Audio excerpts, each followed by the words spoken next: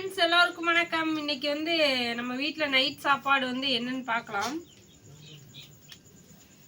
எப்பவுமே வந்து டிஃபனே செய்ய மாட்டேங்கிறீங்க, சாப்பாடே 3 வேளையும் சாப்பிடாதீங்க அப்படின்னு சொல்லி சொல்றீங்க. டிஃபனும் வந்து மாவு அரைச்சி வச்சு அடிக்கடி செய்யறோம். தோசை இட்லி நைட்டுக்கு செய்வேன். ஆனால் டெய்லி நம்ம வீடியோ எடுக்கிறது இல்லை, அதனால தெரியறதில்ல. அதையே தொடர்ந்து செஞ்சாலும் இங்கே வந்து பிடிக்க மாட்டேங்குது உங்களுக்கு. நேற்று வந்து பணியாரம் செஞ்சோம். பணியாரமும் தக்காளி வந்து வணக்கினேன். இன்னைக்கு வந்து நைட்டுக்கு வந்து சாப்பாடு தான்.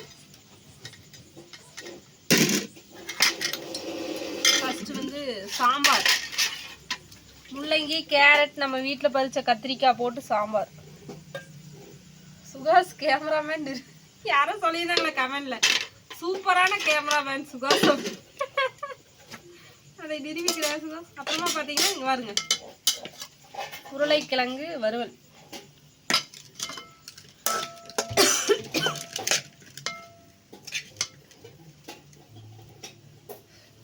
இதுதாங்க ஃப்ரெண்ட்ஸ் இன்னைக்கு நம்ம வீட்டில் நைட்டு சாப்பாடு. உங்கள் வீட்டிலலாம் என்ன ஸ்பெஷல் அப்படின்னு சொல்லி சொல்லுங்கள்.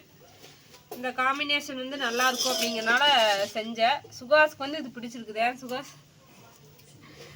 முன்னாடியெல்லாம் பொடி மாசத்தை செய்வோம், இப்போ வந்து இப்படியே செஞ்சுக்கிறது.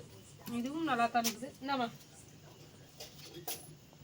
ஒவ்வொருத்தருக்கா வந்து சாப்பாடு போட்டு கொடுத்துட்டு அப்புறமா நான் போட்டு சாப்பிட போகிறேன்.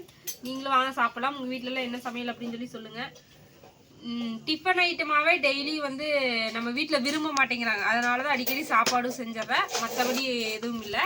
சொன்னீங்க நீங்கள் வந்து நல்லதுக்கு தான் சொல்கிறீங்க. ஏன்னா டிஃபன் ஐட்டம் தான் 2 நேரம் சாப்பிட சொல்கிறாங்க. நல்லதுக்கு தான் சொன்னீங்க, தப்பாக நான் சொல்லலை.